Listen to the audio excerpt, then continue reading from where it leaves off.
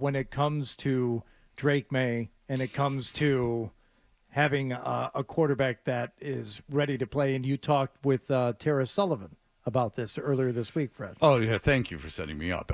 So I've contended, and I think we probably talked about it, that if you're not going to play Drake Maye, great, and I agree, the line sucks, there's no weapons, you can ruin a kid, there's a million examples of it, we don't have to go over all of them. But I don't understand what the difference is. If you're not going to start him, great, that's good. But if Brissett gets hurt, then all of a sudden he's thrust in, and you're right in the situation you were trying to avoid. Solution to that, bring in a veteran quarterback. But what about Joe Milton? Then fine, carry 4 quarterbacks. I mean, Tara Sullivan agreed with me. What is your feeling on that? They don't need to do that. Okay. Drake Maye has shown enough. He almost won the job out of camp. Right. Like, that was there was an argument to be made there that he should have been the quarterback out of camp. He's shown them enough to be the backup quarterback.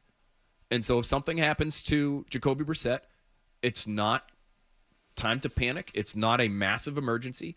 In a perfect world, Jacoby Brissett plays and actually plays pretty well and keeps them in games and allows Drake Maye to bake and develop and marinate behind the scenes, whatever cooking analogy you want to use. But if he gets hurt, you just put him in there because he's not that bad. And it's not going to be a disaster. No, I don't think it's going to be a disaster, but, I mean, you see Brissett, and I'm not afraid of Drake Maye getting hurt. But logically, let's just go through the logic of it. Like, logically, if you're deliberately not playing him, why would you be one hit away from actually having him play, right? Like, to me, it doesn't make logical sense. It might make sense based on his abilities, but like, either start him or have a veteran that can go in case to at least start a game after Brissett gets hurt. They're trying to use Jacoby Brissett to buy themselves as much time as they can get to develop Drake Maye. Yeah. Okay, so when that goes away, like, let's remember too, there is a real locker room here.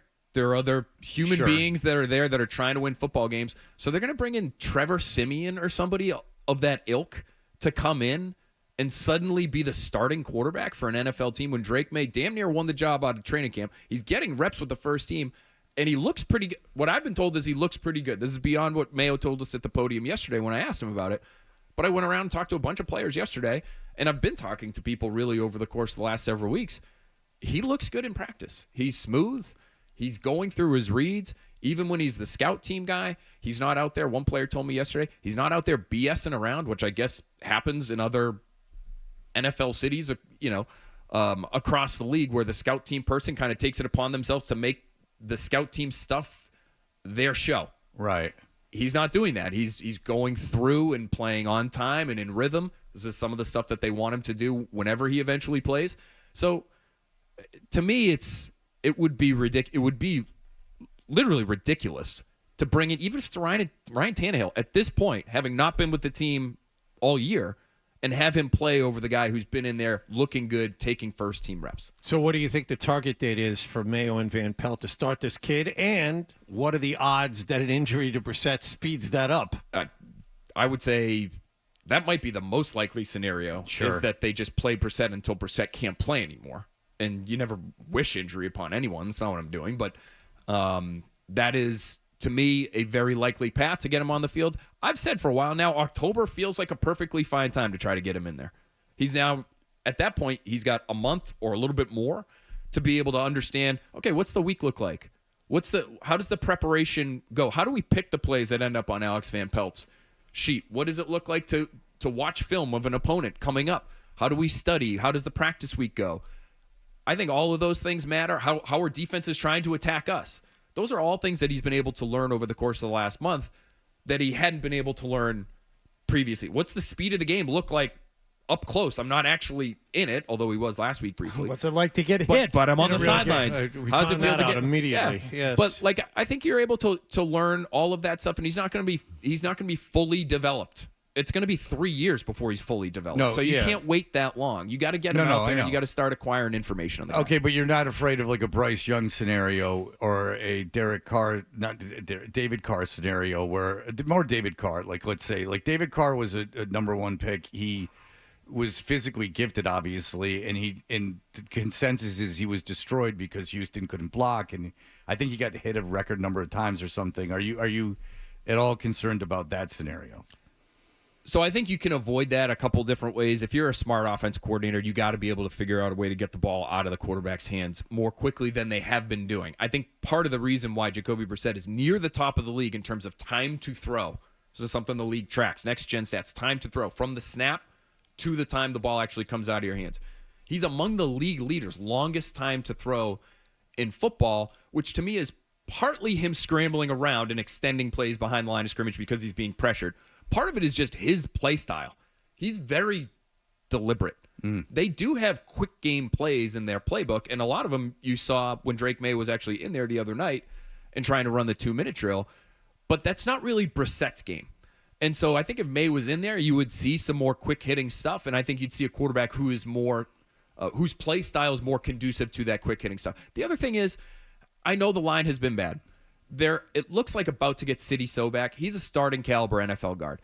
You've got 4 of 5 starters on the field. That's a standard. There's a but there, John, but that's a standard NFL situation. Yeah, but one of the starting caliber guys is usually the left tackle. They don't have that for the here. good teams. Left tackles get hurt. Like, you got to be able to figure it out, especially a tackle.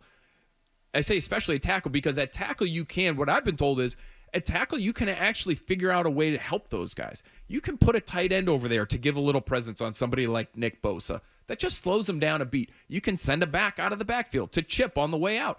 It's a little bit easier, actually, to help tackles than it is guards at times. If you have a real blind spot at guard or a real nothing at guard, it's almost easier to help at tackle. So I look at the line, I say, if City So comes back and you've got 4 or 5 guys out there, that can't be what prevents you from getting Drake Maye on the field, because that's the NFL. He's going to have to learn to deal with that. You as a coaching staff are going to have to learn how to deal with that.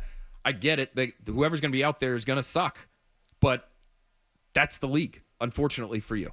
All right. So figure it out. Interesting. Phil Perry. You can watch him on NBC Sports Boston, and he will be here every Thursday throughout the football season. And he's available for bar mitzvahs, his band as well. No, the douche chills are too much. I'd be paralyzed by the douche chills moving forward. What about a reunion just for yourselves? Maybe a hit up R&R, and like just for a random R&R doesn't game day. exist anymore. Well, Unfortunately, something's but, there. yeah. What's there now? I'm not sure. It's probably something much. It's probably something much nicer. Yeah, Okay, to be honest with you, here's what I would do. real gentrification problem in Chinatown and DC. Yeah, it's Talk about happening it. everywhere. Yeah. Full House episode. Jesse's getting older. He don't know what to do. He's down in the dumps. Talk Sure. to me. His wife, she says, "You know what I'm going to do? Rebecca. Thank you. Yeah. I'm going to get Jesse and the Rippers. These mother effers are coming over. In comes Stamos, Uncle Jesse. Oh my God, what are we going to do? We're going to play Wipeout." How'd it sound? With the Beach I think Boys. you know. Aren't they with the Beach Boys in that He's episode? in Coco. Yeah, they might be. I don't think in that episode, like Brian Love might be in it, but but he is certainly in the video for Kokomo. Yes. Now, Yes. not on lead percussion, but he's playing the bongos. Bongos. Auxiliary percussion. Auxiliary percussion. But critical Who's the to, best? to the feel of that song. You got to know that. Yeah. I mean, he's like countering. Can't the not beat. have the bongos. Will you tomorrow maybe find a list of the best ancillary drum parts? Top 100. Yeah, so like the best tambourine player, Springsteen's wife. All right, Phil Perry. Listen, he knows the name of everyone. Phil Perry, thank you so much. Thanks, guys. We appreciate it. I'm sorry to have insulted you so deeply. I'm just kidding. If you like that clip, and how could you not? Check out more videos from Toucher and Hardy here. Point slightly up and to the left. For more Patriots analysis and opinion, hit this playlist. Point slightly down and to the left. And for the latest from the Sports Hub, download at 985thesportshub.com.